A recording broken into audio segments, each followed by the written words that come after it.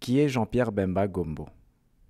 Jean-Pierre Bemba Gombo est un ressortissant congolais, né à Bokada, dans la province d'Équateur, en République démocratique du Congo, RDC. Monsieur Bemba est un ancien vice-président de la RDC. Monsieur Bemba était le président du Mouvement de libération du Congo, MLC, un mouvement établi en 1998 avec l'objectif de renverser le gouvernement à Kinshasa.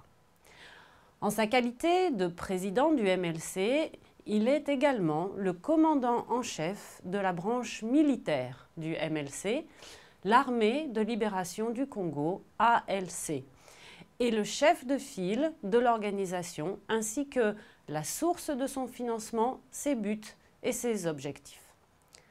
En octobre 2002, à la demande de l'ancien président de la République centrafricaine, Ange-Félix Patassé, et pour le soutenir, M. Bemba a ordonné le déploiement de 3 bataillons du MLC, composés d'environ 1500 hommes, vers la RCA pour contrer les forces loyales à l'ancien chef d'état-major des forces armées républicaines, le général François Bozizé. M. Bemba a été arrêté le 24 mai 2008 par les autorités belges en vertu d'un mandat d'arrêt délivré par la CPI et a été remis à la Cour le 3 juin 2008. Suite à la confirmation des charges à son encontre le 15 juin 2009, son procès a débuté le 23 novembre 2010. Quels crimes les troupes du Mouvement de libération du Congo ont-elles commis? La Chambre de première instance 3 a conclu que du 26 octobre 2002, ou vers cette date, jusqu'au 15 mars 2003, l'opération 2002-2003, les forces du MLC ont pris part à un conflit armé ne présentant pas un caractère international qui s'est déroulé en République centrafricaine, RCA. Le conflit opposait d'une part les autorités gouvernementales centrafricaines, soutenues entre autres forces par le MLC, et d'autre part le groupe armé organisé des rebelles du général Bozizé. La Chambre a également constaté que durant l'opération 2002-2003, les forces du MLC avaient mené une attaque généralisée contre la population civile en RCA. Au cours de l'opération menée en RCA en 2002-2003, les soldats du MLC ont commis de nombreux actes de pillage, viols et meurtres à l'encontre de civils. Les crimes ont été commis dans une zone géographique étendue, notamment à Bangui, au point kilométrique 12, au PK 22, à Bozoum, à Damara, à Sibout, à Bosangoa, à Bosambele, à Dekoa, à Kagabandoro, à Bosemptele, à Bouali, à Yaloke et à Mugumba et dans leurs environs. La Chambre a constaté au vu des preuves que les meurtres, les viols et les actes de pillage avaient été commis selon un mode opératoire précis dans les premiers jours et tout au long de l'opération menée en RCA en 2002-2003. Quand les troupes du général Bozizé avaient quitté un secteur, les soldats du MLC le ratissaient, maison par maison, à la recherche de rebelles, violant des civils, pillant leurs biens et, dans certains cas, tuant ceux qui leur résistaient. Pour quel crime la Chambre a-t-elle déclaré M. Bemba coupable? La Chambre de première instance 3 de la CPI a déclaré à l'unanimité Jean-Pierre Bemba Gombo coupable, au-delà de tout doute raisonnable, de 2 chefs de crimes contre l'humanité, meurtre et viol, et de 3 chefs de crimes de guerre, meurtre, viol et pillage.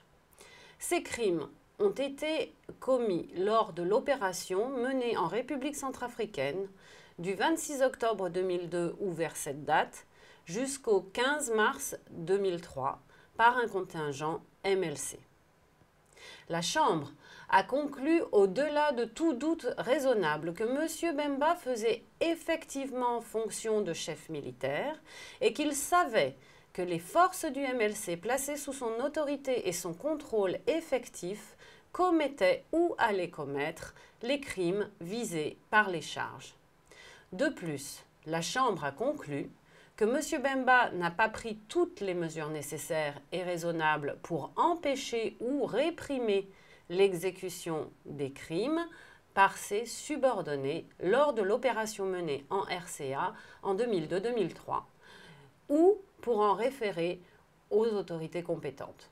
En outre, la Chambre a conclu, au-delà de tout doute raisonnable, que les crimes contre l'humanité de meurtre et viol et les crimes de guerre de meurtre, viol et pillage commis par les forces du MLC découlent du fait que Jean-Pierre Bemba n'a pas exercé le contrôle qui convenait sur ses subordonnés. Sur quelle base la Chambre a-t-elle conclu que M. Bemba est coupable? Les 3 juges de la CPI ont déclaré M. Bemba coupable au-delà de tout doute raisonnable sur la base des éléments de preuve présentés et discutés devant la Chambre lors du procès.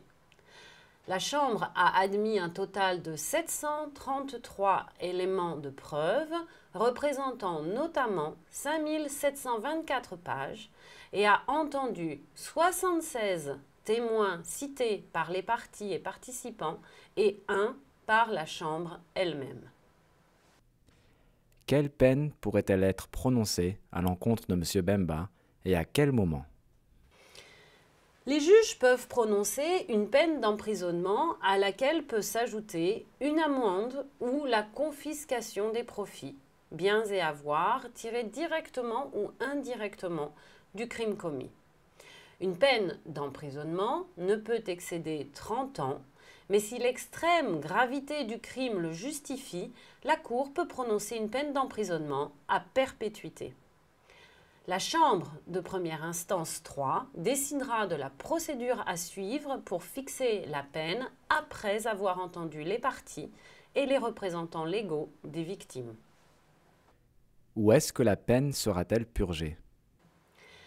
Les personnes déclarées coupables de crimes relevant de la Cour ne purgent pas leur peine au quartier pénitentiaire de la Cour à La Haye, celui-ci n'étant pas prévu pour les emprisonnements de longue durée.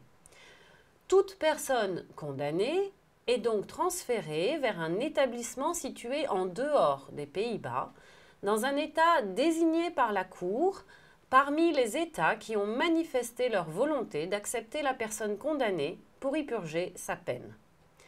La Cour consulte les autorités nationales et prend en compte la situation de la personne condamnée. Les victimes vont-elles obtenir des réparations? Les victimes devant la CPI bénéficient de droits qui n'avaient jamais encore été accordés devant une juridiction pénale internationale. Elles peuvent participer aux procédures. Dans cette affaire en particulier, la Chambre de première instance 3 a autorisé 5229 personnes à participer au procès. Les représentants légaux des victimes ont également été autorisés à citer 2 personnes à témoigner, ainsi que 3 autres à présenter leurs vues et préoccupations devant la Chambre. Indépendamment de la participation, les victimes peuvent demander des réparations en cas de condamnation. Dans l'affaire à l'encontre de M. Bemba, les questions relatives aux réparations en faveur des victimes seront examinées en temps voulu après le prononcé de la peine. Pourquoi les délibérations de la Chambre ont-elles duré plus d'1 an? La Chambre a pris le temps nécessaire pour évaluer la grande quantité d'éléments de preuve présentés lors du procès dans cette affaire, qui concerne 5 chefs de crimes contre l'humanité et de crimes de guerre, commis dans une zone géographique étendue et sur une période de plus de 4 mois et demi. Afin de pouvoir prononcer un verdict, les juges ont analysé 733 éléments de preuve, représentant notamment 5724 pages et plus de 33 000 pages de transcription de témoignages de 77 témoins. La durée des délibérations est-elle liée à l'affaire Bemba et al. Pour des atteintes présumées à l'administration de la justice? Non, les faits et les charges alléguées dans les deux affaires sont différents. En vertu de l'article 74 du Statut de Rome, les affaires doivent être jugées par les deux chambres de première instance différentes auxquelles elles ont été assignées, et sur la base uniquement des éléments de preuve présentés et discutés devant ces chambres lors des procès. La chambre de première instance 3 a analysé et évalué les éléments de preuve qui lui ont été présentés indépendamment de toute autre procédure en cours devant une autre chambre. Le verdict est-il final ou peut-il faire l'objet d'un appel? Les parties ont 30 jours pour faire appel de la déclaration de culpabilité, auquel cas la question sera portée devant la chambre d'appel composée de 5 juges.